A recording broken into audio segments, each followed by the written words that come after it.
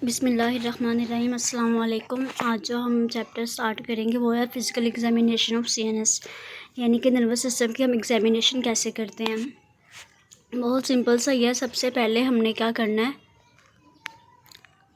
हम लोगों ने क्या करना है, क्लाइंट को प्रिपेयर करना है। कैसे प्रिपेयर करना है, सिंपल सा। सबसे पहले तो हमने प्रोसीजर का एक्सप्लेन करना है कि हमने आपके ये हम एक्टिविटीज़ करवाएंगे आपसे, ठीक है, ताकि जो क्लाइंट की क्या कहते हैं एंजाइटी वगैरह ना, उससे वो थोड़ा रिलैक्स हो सके।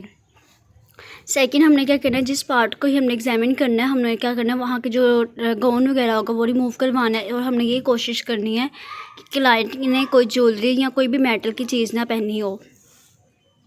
सेकंड, हम लोगों ने क्या करना होता है, क्योंकि इसमें हमारे पास डिफरेंट पोजीशन रिक्वायर्ड्स होती हैं असेसमेंट के वक्त, तो हमने इसके बारे में भी क्लाइंट को पहले से ही इन्फॉर्म कर देना है। थर्ड, हमने क्या करना होता है, चूँकि ये हमारे पास टाइम टेकिंग प्रोसीजर होता है इसके अंदर, तो हमने क्या करना है, हम रेस्ट भी ले सकते हैं, ठीक है। अगर आपके पास कोई ओल्डर क्लाइंट है तो आपने ये नहीं करना कि हमने ये नहीं करना होता कि हमने सारी एग्जामिनेशन एक ही बार करनी है। हम लोग उसको पार्ट्स में डिवाइड करते हैं, उस बेस के ऊपर हम क्या करते हैं, एग्जामिन करते हैं, ताकि जो पेशेंट होता है वो एक कंफर्टेबल भी हो और रिलैक्स भी हो, और हमारा जो एग्जामिनेशन होगा वो भी अच्छा हो सके। एंड इसके अलावा हमारे पास फिजिकल एग्जामिनेशन के लिए हम कुछ टेस्ट परफॉर्म करते हैं। अब उस टेस्ट के अंदर हम डिफरेंट एक्टिविटीज़ परफॉर्म करवाते हैं, ठीक है, जो कि हमारे पास क्या हो, कंप्रीहेंसिव न्यूरोलॉजिकल असेसमेंट का पार्ट होता है, ताकि हम लोग पेशेंट की जो नर्वस सिस्टम की एक्टिविटीज़ होती हैं उसको अच्छे से आइडेंटिफाई कर सके, डायग्नोज कर सके।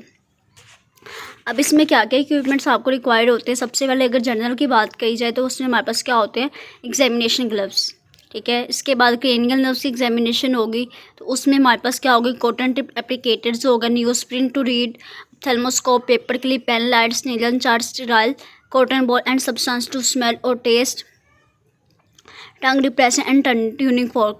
अच्छा, ये जो हम लोग ये आगे डिस्कस करेंगे, हमने किस तरह से इन सब्सटेंसेस को यूज़ करना है और किस तरह से हमने इनकी एग्जामिनेशन करनी है आगे। इसके बाद मोटर एंड सेरेब्रल एग्जामिनेशन के लिए हम लोगों को क्या चाहिए होगा, टेप मेजर चाहिए होगा, और सेंसरी एग्जामिनेशन के लिए भी हम लोगों को रिक्वायरमेंट चाहिए होंगी, नीडल्स वगैरह। सबसे पहले अगर बात की जाए क्रेनियल नर्व्स की, अब क्रेनियल नर्व्स होती क्या, जो ब्रेन से ओरिजिनेट होती हैं, वो हमारे पास क्या होती है, क्रेनियल नर्व्स। टोटल ये 12 होती हैं। हमें इनके क्या कहते हैं, इनका जो सीक्वेंस होना चाहिए वो भी हमें अच्छे से याद होना चाहिए। सबसे पहले हमारे पास आती है ओल्फैक्टरी। अगर बात की जाए ओल्फैक्टरी नर्व, तो ये हमारे पास क्या होती है, सेंसरी होती है।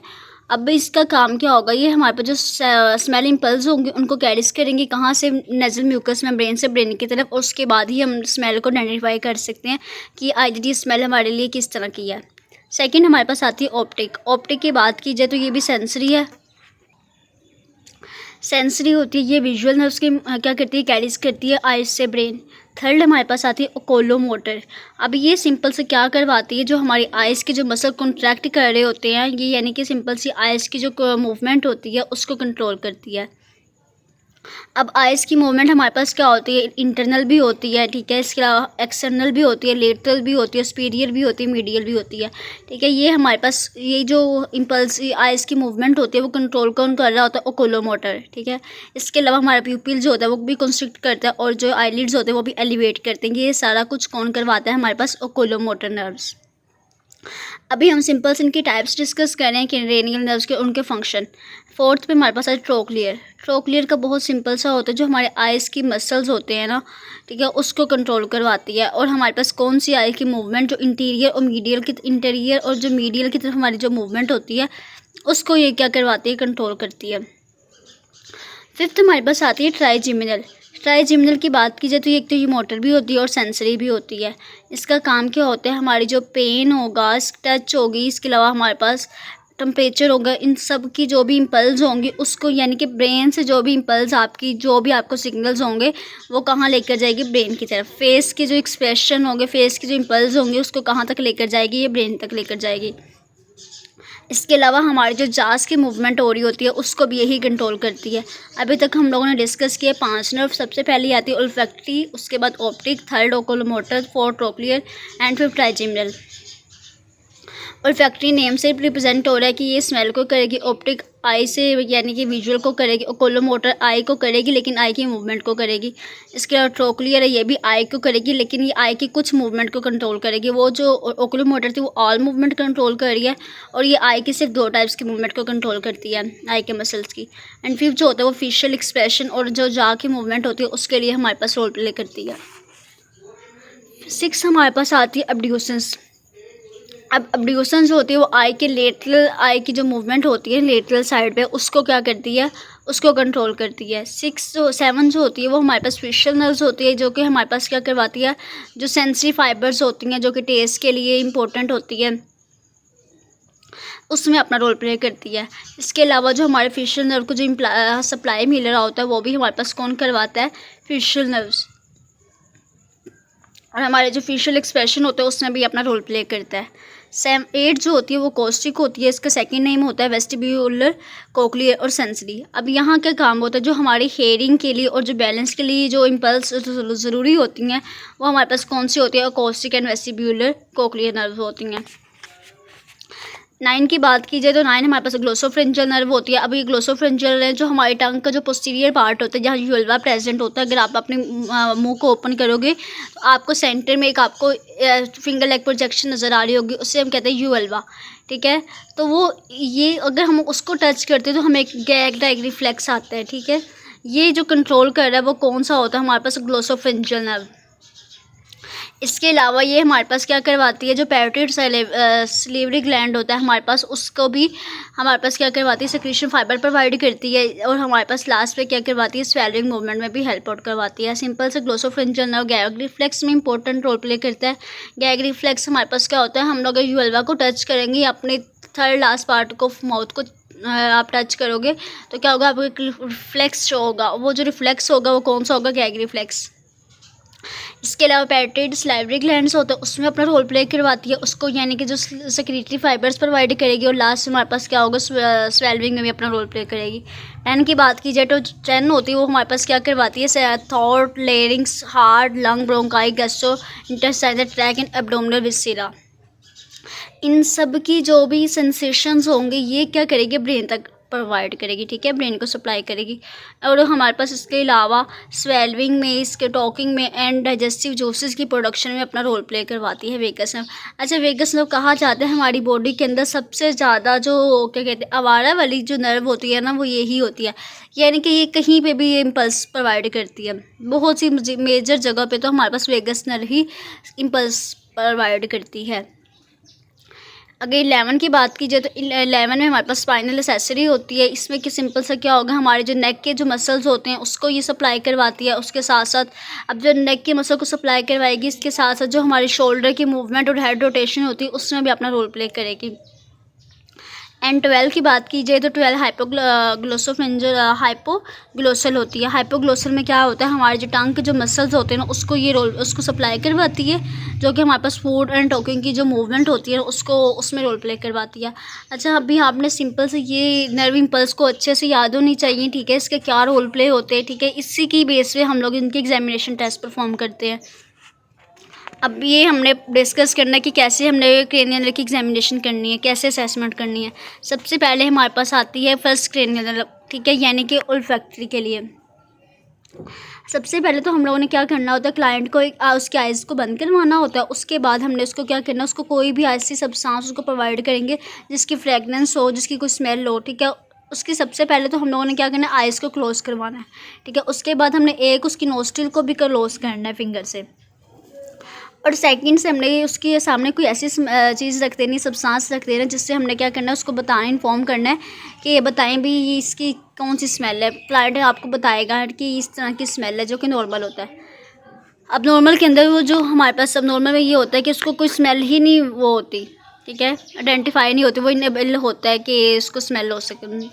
आगे हमारे पास आती है लॉस ऑफ स्मेल, कंजेंटल भी हो सकती है, या कोई ब्रेन में डिसऑर्डर की वजह से हो सकती है, या नेजल डिसीज़ की वजह से हो सकती है, या आपको केन का बहुत ज़्यादा यूज़ करते हो उसकी वजह से भी हो सकती है। अगर टेस्ट क्रेनियल नर्व का जो टेस्ट 2 है उसमें क्या क्या यूज़ करते हैं, यानी कि ऑप्टिक नर्व के लिए टेस्ट होता है, यानी कि आई के लिए चाहे हम लोग टेस्ट परफॉर्म करवाते हैं। इसमें हमारे पास क्या होता है, स्नेलियन चार्ट को हम यूज़ करते हैं। स्नेलियन चार्ट हमारे पास बेसिकली एक अल्फ़ाबेटिक, आपने देखा होगा अगर आई बोर्ड में जाएँ तो हम वहाँ पे एक ना वो पड़ा होता है, बॉक्स सा पड़ा होता है, उसमें डिफरेंट अल्फ़ाबेट्स लिखे होते हैं। अब वो हम अल्फ़ाबेट्स को यूज़ करते हैं, ठीक है, वो डिफरेंट साइज़ के होते हैं, तो उससे हमें जो आई की विजन होती है ना वो हमें आइडेंटिफाई करवाती है। इसके अलावा अगर हम न्यूज़पेपर दिया जाता है क्लाइंट को कि वो रीड आउट करे, अगर तो वो अच्छे से रीड आउट कर पाता है तो हम लोग देख लेते हैं उसकी कोसिटी क्या है, अदरवाइज़ उसकी क्या कहते हैं इसमें अबनॉर्मैलिटी, इस किसी भी केस में अबनॉर्मैलिटी, यानी कि अगर वो स्नेलियन चार्ट को भी अच्छे से नहीं पढ़ पा रहा है, मिसिंग लेटर्स है, इसके अलावा कोई भी वो प्रॉब्लम है, तो उस केस में हमने क्या करना होता है, वो हमारे पास अबनॉर्मल फाइंडिंग होती है। अब इसमें क्या डिस्टेंस होना चाहिए, 14 इंच से हमने क्या कहते हैं प्रिंट फर्दर अब पार्ट रखना होता है, ठीक है। ये हमारे पास एजिंग की वजह से भी ये हो सकता है कि क्योंकि एजिंग की वजह से क्या होता है हमारे मसल्स वगैरह जो होते हैं वीक हो जाते हैं, तो इसकी वजह से भी क्या होता है हमारे पास प्रॉपर से जो ऑप्टिक नर्व होती है वो प्रॉपर सप्लाई नहीं कर पाती है, और हमारे पास हम लोग इसमें हमें प्रॉब्लम होती है। Assess visual fields by confrontation, यानी कि हम लोगों ने अगर रेटिनल डैमेज हो गया या कोई भी डिटैचमेंट हो गई तो उस केस में भी क्या हो सकता है, हमारे पास जो ऑप्टिक नर्व होगी वो डैमेज होगी, तो उसकी वजह से भी हमारे पास क्या होगा, हमारी जो विजुअल होगी वो डिस्टर्ब हो जाएगी। हमने इसके अलावा ऑप्थेल्मोस्कोप को हमने डिस्कस किए थे कौन कौन से इक्विपमेंट हम यूज़ करेंगे। ऑप्थेल्मोस्कोप यूज़ करेंगे। ऑप्थेल्मोस्कोप बेसिकली एक डिवाइस होती है जिससे हम लोग आई की इंटरनल ऑर्गन को देखा जाता है। इसमें रेटिना होता है, उसको देखा जाता है, ऑप्टिक डिस्क देखा जाता है। अगर सेस क्रेनियल नर्व 3 और 4 और 6, ये बेसिकली हमारे पास इनकी अगर बात की जाए तो आईलिड्स की जो मूवमेंट होती है ना उनके मार्जिन को इंस्पेक्ट करने के लिए हम यूज़ करते हैं। कैसे करना है, सबसे पहले तो हम लोगों ने क्या करना है, आईलिड्स को क्या करना है 2 मिलीमीटर ऑफ द आईलिड्स हमने कवर करना है, ठीक है। अब नॉर्मल में क्या होगा, हमारे पास जो आईलिड होगा वो कंटिन्यूसली क्या होगा, ड्रॉपिंग होगा उसकी, ठीक है, क्योंकि हमारी जो आई के मसल्स होंगे वीक हो जाएंगी, तो इस केस में हमारे पास क्या होता है, ये अब नॉर्मल केस होता है। इसके अलावा आपकी extra ocular motor movement show हो रही होंगी, तो वो ये भी हमें रिप्रेजेंट कर रहा है कि क्या अभी आई के अंदर प्रॉब्लम है। नॉर्मली हमारी जो आइज़ होती हैं वो स्मूथ होती है, कोऑर्डिनेटेड होती है इन मोशन और इन ऑल डायरेक्शन। अब नॉर्मल के अंदर क्या हो सकता है, निस्टिग्मस हो सकता है, उसमें ये होता है आपको ऑक्सीलेशन वगैरह आई की शो होती हैं। इसके अलावा हमारे पास आइज़ की जो मूवमेंट होती है वो भी लिमिटेड हो सकती है, पैरालिटिक एंड स्टेबरिमिस। और इसके अलावा हमारे पास आता है ओकुलोमोटर पैरालिसिस, यानी कि अगर नर्व्स जो होते हैं इनकी में पैरालिसिस वगैरह हो गई तो उसकी वजह से भी क्या होगा, हमारे पास हमें आपकी जो क्या कहते हैं आई की जो मसल्स होंगे वो भी प्रॉपर से काम नहीं कर पाएंगे, ठीक है। इसके अलावा प्यूपिलरी लाइट रिस्पॉन्स लाइट, यानी कि आपने प्यूपिल का रिस्पॉन्स चेक करना है लाइट की वजह से। वो कैसे चेक करेंगे, सिंपल सा आपने क्या करना है, जो हमारे पास जो प्यूपिल होता है वैसे तो वो बायलेटरली कॉन्टैक्ट करते हैं, ठीक है। उसके बाद हमने क्या करना होता है, और वो क्या होते हैं इनकी जो कॉन्ट्रैक्शन होती है वो भी क्या होती है, सिमुलेटेनियसली होती है। अब नॉर्मल फाइंडिंग के अंदर क्या होगा, आपके जो प्यूपिल होंगे वो डायलेट होंगे कितने 6 to 7 मिलीमीटर। ये किस केस में हो सकता है, जब आपकी ओकुलोमोटर जो नर्व होती है उसमें पैरालिसिस हो गया। इसके अलावा हमारे पास सीएनएस सेफाइटिस हो सकता है, मेनिंजाइटिस, ब्रेन ट्यूमर एंड एकोलिज्म की केस में भी आपको क्या हो सकता है, डिफरेंट आपकी आई की प्रॉब्लम हो सकती हैं। इसके अलावा constructive flex pupil and narcotics abuse damage up to the pons, यानी कि जो ब्रेन का पार्ट होता है, ब्रेन के पार्ट में अगर कोई डैमेज हो सकता है, यानी कि इस केस में भी क्या होगा, हमें आई की डिफरेंट मूवमेंट शो होंगी। अगर हमारे पास फिफ्थ नर्व है, फिफ्थ नर्व में ट्राइजेमिनल होती है, इसमें हम क्या करते हैं, हमने जास की मूवमेंट को चेक करना होता है, और साथ ही हमारे पास ये जो फेस के वो होते हैं उसको भी नर्व सप्लाई करती है। तो क्या होता है, कैसे आपने चेक करते हैं, सबसे पहले तो हमने जो टीथ होते हैं उनको क्लिंच करना है। अब क्लिंच कैसे करना है, दोनों जो टीथ होते हैं ऊपर वाले एंड नीचे वाले, ठीक है, उनको आपने जोड़ना है। उसके बाद आपके क्लिंच वो करना है, और फिर हमने आके करना होता है टेम्पोरल एंड मेसिटर जो मसल्स होते हैं ना उनको पैल्पेट करना है कॉन्ट्रैक्शन के लिए।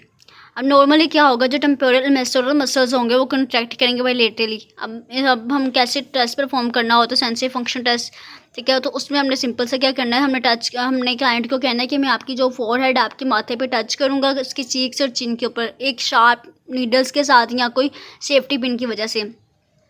आपने अपनी आइज़ को क्लोज करना है और आपने बताना है कि आपको किस तरह की सेंसेशन फ़ील हुई है, ठीक है। अगर तो और आपने ये भी बताना है कि आपको किस जगह पे ये फ़ील हुई है, ठीक है। इस तरह से हम लोग फेशियल जो क्या कहते हैं स्टिमुलाई होते हैं उसको हम लोग डिटेक्ट कर सकते हैं। ये हमारे पास आता है टेम्पोरल, हमने जो क्या क्या टेस्ट परफॉर्म करना होता है, मसीटर मसल्स को टेम्पोरल मसल को जो पल्पेट कर रहे होते हैं, ठीक है। इसके अलावा हम लोग सेंसरी फंक्शन टेस्ट परफॉर्म करते हैं। फिर हमारे पास नॉर्मल फाइंडिंग आती है। नॉर्मल फाइंडिंग में क्या होता है, क्लाइंट आपको अच्छे से बता देगा, आइडेंटिफाई करेगा कि मैंने यहाँ पे ये सेंसेशन फील की है, ठीक है। आप ये लाइट टच था, ये यानी कि नीडल ने टच किया या कुछ और, ठीक है। उसके बाद अब नॉर्मल में क्या होगा, वो प्रॉपर तरीके से हमें नहीं बता पाएगा। कॉर्नियल टेस्ट परफॉर्म करते हैं। अब कॉर्नियल टेस्ट में हम क्या करते हैं कि हम लोग जो उसका कॉर्निया होता है उसको लाइटली टच करते हैं कॉटन की वजह से, ठीक है। और दोनों साइडों पे, और उसको क्लाइंट को कहते हैं कि वो क्या करे, थोड़ी दूर वो अपन मूवमेंट करे। नॉर्मली क्या होगा, जब आप आईलिड को कॉर्निया को टच करोगे तो आपकी जो आईलिड होगी वो फ़ौरन से ब्लिंक करेगी। अब नॉर्मल में क्या होगा, हमारे पास यही जो कॉर्नियल रिफ्लेक्स होगा वो एब्सेंट होगा, और ये हमें ये शो करेगा कि ट्राइजेमिनल नर्व में कोई प्रॉब्लम है। टेस्ट क्या कहते हैं, इसके अलावा हमारे पास सेवल नर्व होगी, उसका हम कैसे टेस्ट परफॉर्म करना है। ये मोटर फंक्शन होता है। मोटर फंक्शन को चेक करने के लिए हम क्लाइंट को कहते हैं वो स्माइल करे, इसके अलावा माथे बल टेलीफोन करे, इसके अलावा रिंकल फोरहेड करे, अपने तीत को दिखाए, पफ और चीक करे। ये हम लोग डिफरेंस उसके एक्टिविटीज़ होती है जो कि हम परफॉर्म करते हैं। नॉर्मली क्या होगा, क्लाइंट स्माइल भी करेगा, फोन्स भी शो करेगा, इसके अलावा रिंकल्स भी शो करवाएगा, इसके अलावा तीत वगैरह हर चीज़ शो करवाएगा। ये हमारे पास, और जो भी मूवमेंट होगी वो सिमेट्रिकल होगी।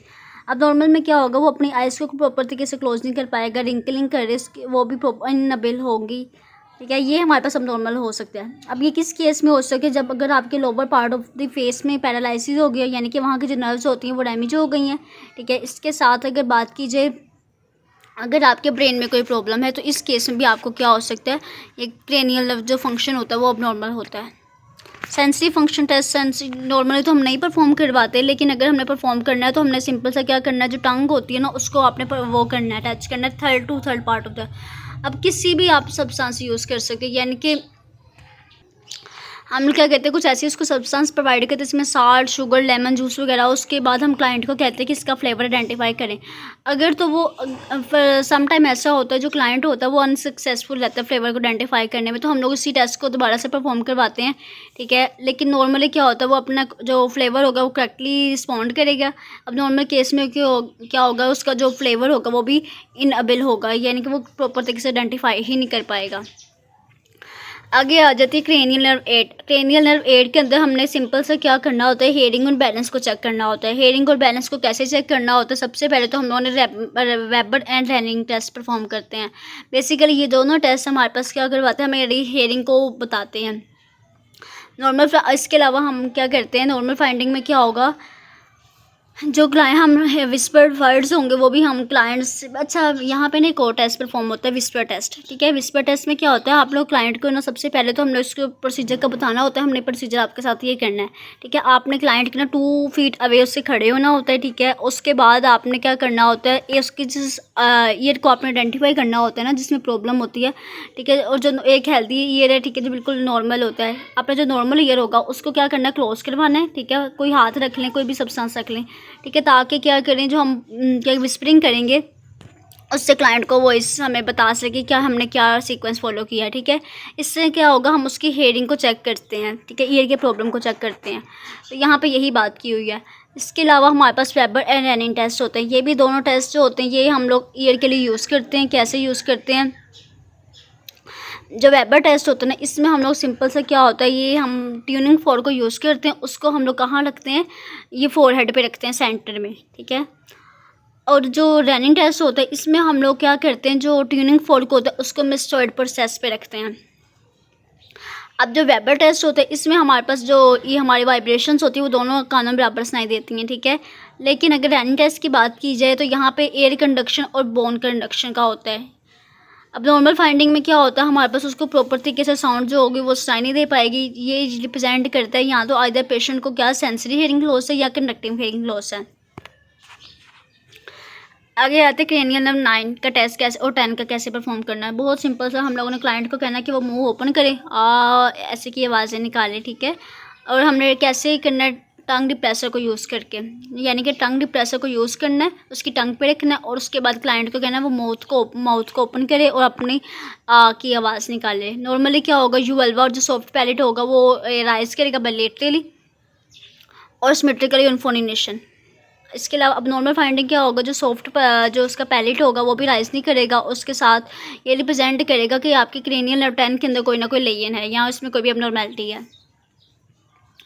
इसके अलावा अगर बात की जाए यूएल्वा की जो मूवमेंट होती है, डेविएशन होती है, वो भी ये रिप्रेजेंट कर रही है कि जो आपके क्रेनियल नर्व 10 है ना, उसमें कोई भी एबनॉर्मेलिटी है, यानी कि उसमें कोई लेयन वगैरह है मौजूद है। गैग रिफ्लेक्स बहुत सिंपल सा रिफ्लेक्स है। इसमें हम क्या करते हैं, जो फोनिक्स का पोस्टीरियर पार्ट होता है उसको टच करते हैं टंग डिप्रेसर की वजह से।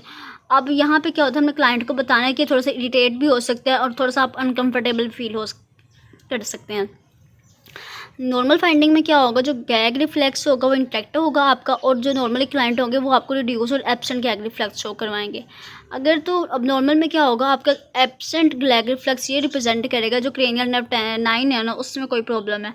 अब कैसे हम लोगों ने, मैंने आपको बताया था कि क्या होता है, आपको अगर आप परफॉर्म खुद कर सकते, कोई भी सब्सटेंस ले लें, उसको फेरिंग्स के पार्ट पे रखें ना, थर्ड पोस्टीरियर पार्ट पे, उसके बाद आपको एक रिफ्लेक्स शो होगा, वो रिफ्लेक्स होता है, वो गैग रिफ्लेक्स होता है। अब हम लोगों ने क्लाइंट की एबिलिटी को चेक करना है स्वेलिंग के लिए, उसको क्या करना है, वाटर का ग्लास दे दें, उसको कहना है आप इसको ड्रिंक कीजिएगा, तो नॉर्मली तो उसमें कोई डिफ़िकल्टी नहीं इसको फील होगी। अब नॉर्मल केस में उसको डिस्फेगिया या हॉर्नेस में भी उसको इंडिकेट हो सकती है। क्रेनियल नर्व 9, क्रेनियल नर्व जो 11 के अंदर हम सिंपल सा क्या करवाते हैं, इसमें हम लोग शोल्डर की जो मूवमेंट होती है ना उसको चेक करते हैं। शोल्डर की मूवमेंट कैसे चेक करते हैं हम लोग, सबसे पहले तो उसके जो ट्रापेजियस मसल्स होते हैं उसको भी सेस करते हैं। हम लोग क्या करते हैं, दोनों शोल्डर्स पे हाथ रखते हैं, ठीक है, और क्लाइंट को कहते हैं कि आप इसको मूव करें। अगेन हमने अपने हाथों से प्रेशर नीचे को दबाना है, ठीक है, शोल्डर्स का, लेकिन हमने क्लाइंट को ये कहना है कि वो क्या करे, ऊपर को अपने शोल्डर को रेजिस्टेंस के अगेंस्ट मूव करे। नॉर्मली तो क्लाइंट शो करवाता है, ठीक है, सिमेट्रिकल और स्ट्रॉन्ग कॉन्ट्रैक्शन और ट्रापेजियस मसल शो होती है। अगर अब नॉर्मल केस के अंदर क्या होगा, जो उसके शोल्डर होंगे वो ड्रॉप ही रहेंगी, या कोई कॉन्ट्रैक्शन मसल की कॉन्ट्रैक्शन वो भी एसिम्प्टोमेटिक है, यानी कि एक शोल्डर से ऊपर की है, एक नीचे ही है, ठीक है, तो ये भी आपको ये रिप्रेजेंट करा है कि अब नॉर्मल है। इसके अलावा हमारे पास सेकंड होगा, हम लोग क्या कहते हैं उसके क्या कहते हैं, एक साइड पे हैंड हाथ रखना होता है, ठीक है, और हमने क्लाइंट को ये करना है कि अपने हेड को मूव करे हमारे रेजिस्टेंस के against. Cranial nerve 10, cranial nerve जो 10 होती है वो हमारे पास आती है, ये टंग की मोबिलिटी और स्ट्रेंथ को चेक करने के लिए यूज़ की जाती है। इसमें हम क्लाइंट को कहते हैं कि अपनी टंग को बाहर निकालें, उसको मूव करें ईच साइड पर।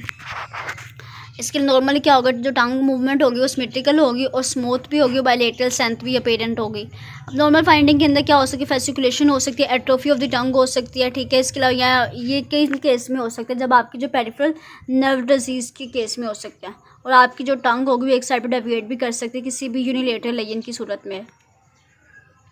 Thank you so much. अभी तक हमने क्रेनियल नर्व का टेस्ट पढ़ा था। रिमेनिंग नेक्स्ट लेक्चर में we will discuss about the spinal cord and motor cerebral system. Okay, अल्लाह हाफिज़, इंशाल्लाह मिलते हैं कल के लेक्चर में।